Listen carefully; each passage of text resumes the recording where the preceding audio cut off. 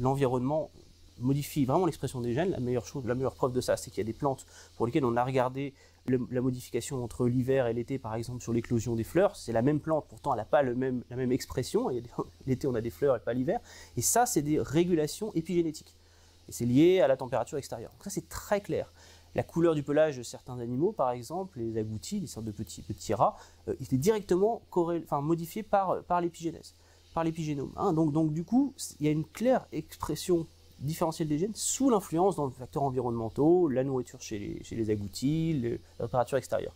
Chez l'homme, il y a aussi énormément de modifications liées à ça, à l'environnement. Donc, par exemple, c'est essentiellement la notion du stress psychosocial, la notion d'exposition aux drogues, aux polluants, etc. Pour aller un peu plus loin dans cette histoire-là, comme l'épigénome, on commence à le comprendre, on dit c'est la méthylation de l'ADN, c'est la conformation 3D, c'est l'expression des micro-ARN, il y a également des variations de l'ADN qui modifient l'épigénome.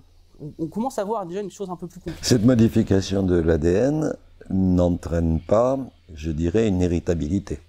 Alors, en partie, dans le sens où il y a des maladies qui sont causées par des mutations dans certains gènes qui régulent l'épigénèse. Ou des polymorphismes, donc des choses qui ne sont pas pathogènes en tant que telles, hein, qui sont plutôt des variations de la normale, qui vont venir modifier la façon dont on va méthyler son ADN ou la façon dont on va modifier ses histones.